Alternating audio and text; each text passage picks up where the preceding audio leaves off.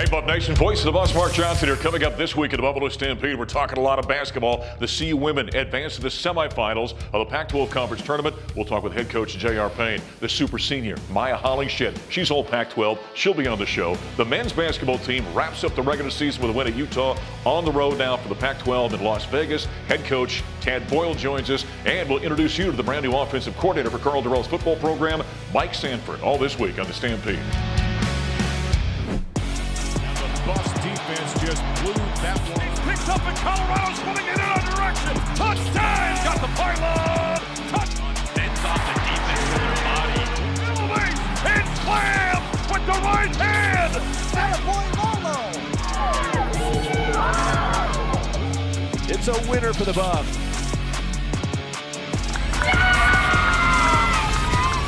Wallace right in front. A couple of shot fakes that she buried.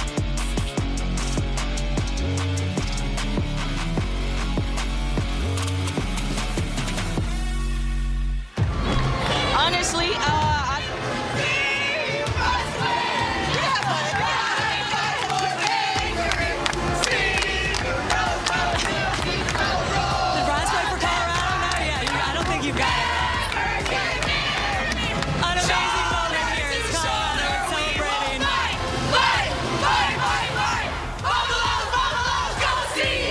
Well, it was a lot to celebrate in Las Vegas for the CU women's basketball team. There's Jalen Sherrod, who's got a great personality, but apparently she needed the help of her entire team on the Pac-12 television set there. Hi, everybody. Welcome to Buffalo Stampede. Voice of the Buffs, Mark Johnson, J.R. Payne. The CU women get to the semifinals of the Pac-12. We'll talk more about that here coming up in a couple of minutes. Yeah, you need a little bit more personality on this team, I think. You know that? Right. Yeah. No shortage of personality on this group for sure. They love each other and they have a lot of fun. Yeah, without question. Hey, before we get talking about the action in Vegas, I want to go back a week here. Postseason Honors came out. Let's start with Maya Hollingshed, all conference. All conference for the second year in a row. You know, we expected that certainly, but it was really neat to see her have another great super senior year. Yeah, she was outstanding, one of the top players in the Pac-12. Yeah. Kendall Wetta was outstanding this year, all freshman and all defensive team. I think the only player that's ever done that before was Shanae Ogumake. And so she's, you know, and it's been 10 years almost since she did that, so it was quite an honor to be on both teams. She's a special player, isn't she? Kendall is very special, yeah, in a lot of different ways. You know, on the court, off the court, in the classroom. She's everything you could want in a player and a teammate. And lastly, Kway Miller gets the 6th player of the league in the Pac-12. Yeah, Kway Miller is someone who blended in with our team immediately. She came to us as a great Pac-12 player, someone that could start probably on most Pac-12 teams, but she's been very selfless and, you know, is happy to come off the bench, really just wants to contribute and have an impact, and she certainly did. Takes a special player of that type then will come in and come off the bench, not be a starter. She's been a great one for you. All right, a nice transition there. She came from Washington. You played Washington first round of the Pac-12. Take us back to that ball game. Well, it was not the prettiest game, and I think most of us knew that it would not be a pretty game. Just lots of emotions, not necessarily pressure, but, you know, we played Washington last year. That loss in the first round probably knocked us out of the NCAA tournament. Most of us have felt the weight of that loss, you know, since last March. And so we felt good that the scout was on point. Like, we were ready to play, but it was not a pretty game. But we got the victory. That was the main thing. And you never know. The first round of a tournament, you kind of never know, right? I mean, you kind of expect it to be ugly. The balls were brand new. They had just pumped them up. They were super hard. Nobody could buy a bucket. You know, and just the nerves and the jitters on top of that. Yeah. The Buffaloes, by the way, there was an injury late in that game. We'll talk about that in just a moment. But let's hear from some of the players post-game after the victory over the Huskies. What a smart play by Wetta. Everybody thought she was going up with the mid-range, finds Tutele instead. It's a great relief, but, you know, I'm incredibly proud because it was a team win. You know, 3 years straight not winning the first game is, you know, hard on you, but, you know, we came in this week, we had a really good week of practice, we talked about it, and when it's unpredicted, and I'm glad that, you know, we came out on top and we got this win. You know, our veterans, we all rely on each other and we hold the team to a very high standard, and I'm grateful for the veterans we had because we know what it's like losing.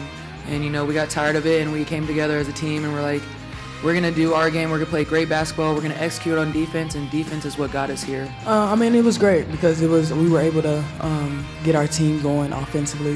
We were seeing the ball go through the net, and I think that kind of energized everybody. We knew we needed to get some stops. We weren't really as lucky during that run of just going back and forth, but it's just good to see the ball go through the net even when you aren't shooting well. It just makes the basket get a little bit bigger, so it's always good. There's some of the Buffs players after the victory in the opening round of the Pac-12 Conference Tournament over the Huskies of Washington. I mentioned late in that game there was an injury. Tamia Sadler got hurt. Yeah. It was a little scary. It was very scary, yeah. Probably the scariest moment of my coaching career to have a player.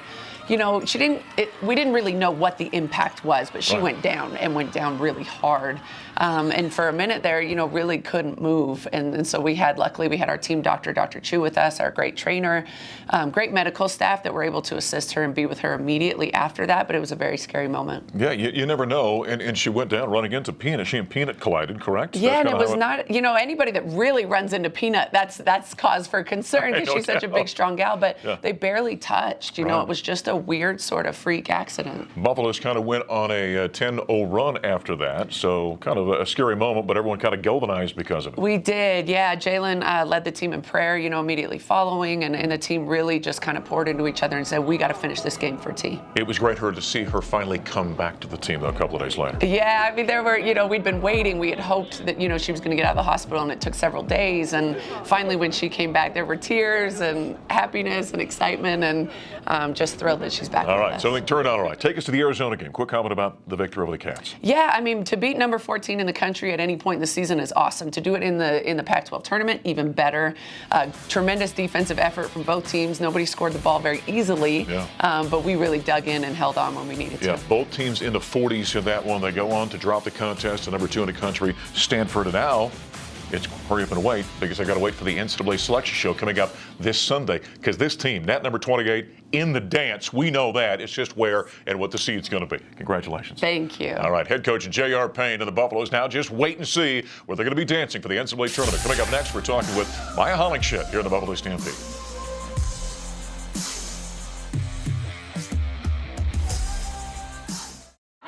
Great game, y'all. It's time to rest and recover and move on. Yeah. Win and move on, right? Yeah. Great job, you guys. Proud of our effort, proud of our toughness, proud of our togetherness. In the face of adversity, boy, that thing started to go sideways, and we just reeled it right back in and handled our business when we needed to. So great job. So roll up your eyes, never give in. Shoulder to shoulder, we will fight. It was quite a celebration in the locker room after the Colorado Buffaloes women's basketball team knocked off number 14 Arizona down in Las Vegas in the quarterfinals of the Pac-12 Conference Tournament back in the Stampede. Maya Hollingshed, you were in the middle of that party down there. It was kind of fun, wasn't it? Yeah, we had a good time, I think. I think we had celebrated the moment, and we just really enjoyed the moment. We wanted to get far and everything and just, take each moment and just celebrate and just enjoy and cherish that moment. How much fun has this season been for you? You come back as a super senior and to have this kind of year. Yeah. How much have you enjoyed this? I mean, it just speaks to about what I talked about before the season. UFB, unfinished business. So I think we've done that. We've stuck to that, and we've just feel like we've had a lot to prove this year. That Arizona game was a little tough. Both teams' defense was good. I mean, a game in the 40s you don't see very often. At all. Tough to score the ball in that game. Yeah, I mean, I think just both teams, us being number 1 in Pac-12 defensively, and just Arizona, who's been in the national championship, they've seen a lot of teams as well. So, their defense is also great. And just seeing two defensive-minded teams just hold each other to, a low-scoring game, I'm just glad we ended up on the other side winning. There's a great belief in this team, though, isn't there? Yeah, I mean, so you get locked in one with a very good team, quality team, low-scoring affair, back and forth, down to the wire. There's a belief in this team. Yeah, it really is. I think we have a lot of fight. I think just the hurt from last year, just being one game short, just really motivated this team an extra level, an extra step. And I think we've taken that to heart, and we just taking full control of the moment. One of the other things that was kind of a hangover in this game, if you will, to me it goes down the game before. Late night. You're not playing with her, and you guys are all a little bit worried about your teammate not being there. Yeah, definitely when that happened, I think our hearts were a little heavy. We only had about 2 or 3 minutes left in that game, and like Coach Jay talked about, Jalen led us in prayer, and we just, took that moment to just really win the game for her. And then following that game, she wasn't able to be there with us. They told us she would be released. She wasn't released. So I know she was probably watching, so we wanted to put on a good show for her so she could be there for the third round. Yeah, they certainly did put on a good show. As they moved on to the semifinals of the Pac-12, we'll talk about that in just a moment. But let's hear some post-game comments from head coach J.R. Payne after the Buffaloes took care of Arizona. Oh, pick by Miller. She read that well. No numbers. Sherrod all the way in and finishes. Great job picking up that bounce pass and scoring. When we were walking out, I said, I didn't even look at the box score yet. And I looked at it and said, okay, we out-rebounded them, we turned it over, and we played defense. And I think that about sums up the game. I'm proud of our team for how we played, how we battled. We were up, we were down, we came back up, came back down. Definitely a defensive effort for both teams, as we knew it would be. And in the end, I think we just handled our business. You know, we talk about everything's a business trip and everyone has a job to do, and we were able to do that tonight. We try to be really black and white with our team. We try to be really blunt. We try not to live in the gray areas. You know, we just really wanted to prioritize making good decisions, keeping it simple. Maybe we get to a place where I start calling too many quick hits and I have to try to simplify it, you know, to allow us to just be comfortable in what we're running. But we definitely turned up the defensive pressure, and I think we were pretty disruptive in our zone today. There's head coach J.R. Payne after the Buffaloes in the quarterfinals took care of Arizona. On to the semifinals to play number 2 ranked, number 1 seeded Stanford. Before we get to that, congratulations. Thank you. All-conference. Look at you. I appreciate getting the it. hardware. That's got to be awful nice stuff for you. Yeah, it does. It does feel good to, you know, see your hard work kind of pay off in a sense, and to be recognized by the Pac-12, one of the greatest conferences in the world, actually. So just definitely a lot of hard work, and, you know, just continue to play for the Colorado Buffaloes. And you got to share the honors. You got Kway getting the 6th player of the year. You got Kendall and all defense and all freshmen. Exactly. They got to know, like, who's out here in Colorado. Got some great players out here for the Buffs. So that's what happens. When you win a lot of ball games, a lot of our hard work gets passed around. Exactly. Yeah. I think that's good. All right, let's take us to the Stanford game now. Okay, this one was a pretty intense game. You got pretty intense out there, Morgan. It did. Give us a thought or two. Yeah, a thought or two about that game. I mean, I think it's just like a lot of, you know, energy, excitement, adrenaline especially. I think both teams were just in the moment. Stanford's obviously a great team, and, you know, we are also a great team, and we wanted to prove that. So we just, you know, have that mindset of not quitting on any play, not standing down to anyone, stepping up and just, you know, fighting for each other. And I think that, you know, showed in the Stanford game. Yeah, so the Buffaloes end up dropping that contest. Now they sit and wait on the NCAA tournament. Yeah. You got quite a wait here until this weekend now to find out. Yeah. Here's the good news. You've won well over 20 games. Okay. Your net number is like number 28 in the country. That's good. You're in the dance, you know that, right? Okay. And so the weight's not going to be nearly as tough this year as previous years. Maybe you're not sure. Right? No, we're not going to be sweating, thinking about if we're going to make it, or we're not, knowing that, you know, we've have our stamp of approval.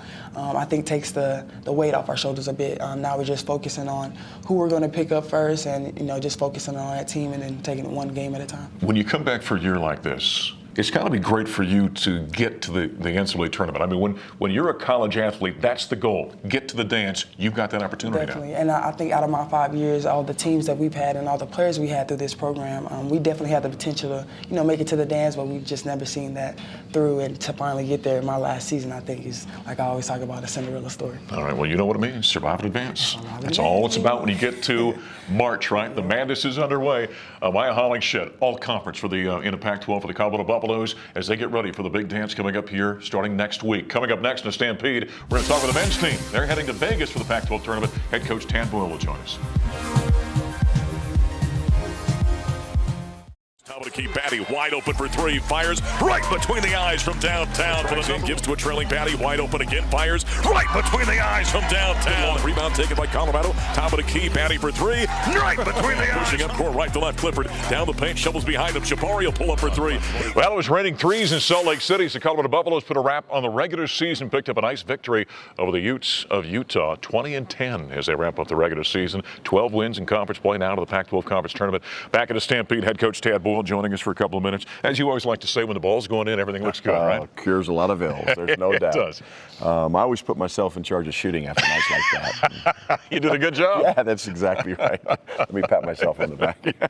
Now, with that being said, and very true, but what you guys did in the first half defensively was really impressive. Yeah, we did. We held them to 20, we were up 50 to 26 points, and yeah, we were dialed in, and defensive assignments were being covered. Got a little soft in the second half. You know, when in coaching, Mark, we talk about you fight human nature. Yeah. And when you're up big and you have a big second half lead, you know, keeping the eye of the tiger and the competitive juices flowing, because, you know, we know we're probably going to win that game, but you want to win it convincingly going away. And we softened up a little bit in that second half, both offensively and defensively. You know, the one thing you never know, coming off a victory on this court, by the way, last Saturday, number 2 Arizona, you never know how a team's going to react after something like that, right? Absolutely, yeah. And earlier in the day, as you and I talked, we knew that Oregon lost to Washington State. We knew we had the 4 seed, win or lose. So going into that game, I'm thinking, okay, well, let's win this thing outright. Let's not back into it with a tiebreaker. And our guys really responded to that. You thought it was good, though, it was advantageous, I should say, that it was the week to play Utah because you had a little time to get over the being drunk on your own wine, as you like to put it. Absolutely, yeah. The emotions of senior night, the emotions of what went on Saturday was large, and so you don't want that letdown. So to have a week to kind of wring it out of you and practice it out of you and absorb it and enjoy it. And usually we say we can enjoy a win for 24 hours. That one was maybe 48. Yeah, I believe it's and good for good reason, by the way. Well, the Buffaloes get a nice victory. Now they're on to Las Vegas for the Pac-12 Conference Tournament. Hey, over the weekend, a couple of lacrosse wins for the CU Buffaloes. Rudy, can she get 100 here? Got it! Century mark for Charlie Rudy. 100 goals in the career at CU. Charlie, congratulations on the win. Thank you. 3 goals, and were you aware that, I know you were aware, you passed the 100 goal mark today. Congratulations. Yes, I am aware. I got to think that you have to like the offensive distribution that you're seeing as this team develops. Yeah, definitely. Last game against Harvard, we had a bunch of our players have hat tricks, which was really good, and then we came out here today knowing that it was going to take a team offense to win this game because they're really good defense and they pressure out. So our whole offense was moving well, and everyone was getting shots in, which was great. Well, a great couple of wins there by the CU lacrosse team. Congratulations to Charlie Rudy, by the way, for 100 career goals. Outstanding achievement as we continue with Tad Boyle. What are you more happy with this season? You get the 20 wins with a young basketball team. You get 6 road victories, which the Buffs had not done in a long, long time. What are you most happy with? Probably the road victories. I mean, the 20 wins is nice, but in college basketball today, we only got 30 games this year. We normally have 31. That 20 win mark is a big one.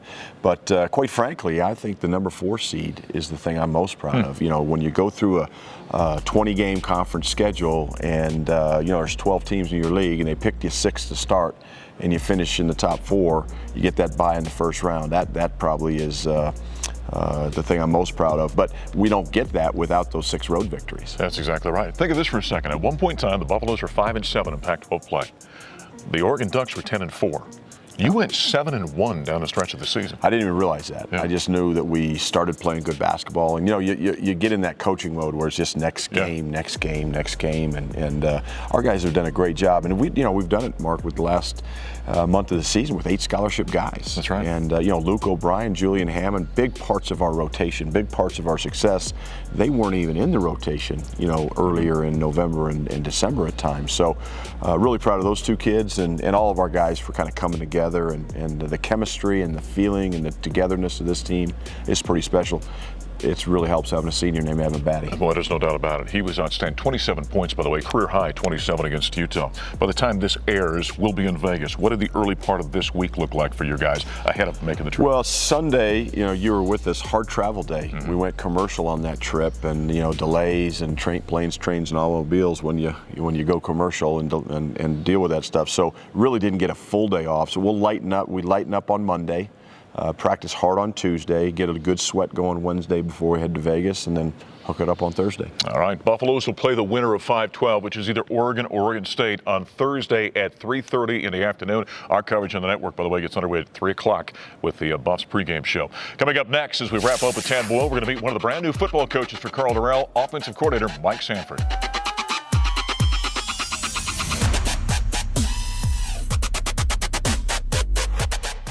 Lewis's snap, turns, play action, boots out to his right. Running to the corner, turns a corner, dives, got the pylon! Touchdown! Touchdown, Colorado! Brandon. Hey, Buff Nation, welcome back to the Buffalo Stampede. Time to introduce you to one of the brand new coaches here at the University of Colorado. So much change in the staff for Karl Dorrell. Offensive coordinator Mike Sanford joining us here for a few minutes. I know you've been in town for a few weeks. kind of getting your feet wet and figuring Boulder out a little bit? Yeah, sure am. And tell you what, these winters in Boulder are a lot more mild than these winters were in Minneapolis, Minnesota. Oh yeah.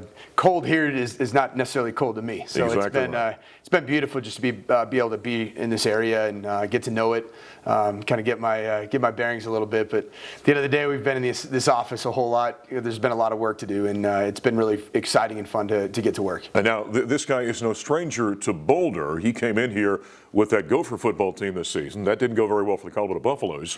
So you had a little taste of Boulder at that point in time. Who do you bring with you? You come with a family, wife and kids? Yeah, so I've been married for going on 17, 18 years now, this coming May. So we've been married and we have 3 children. My oldest is a daughter, she's 12, and then I have a 5-year-old and a 7-year-old boy.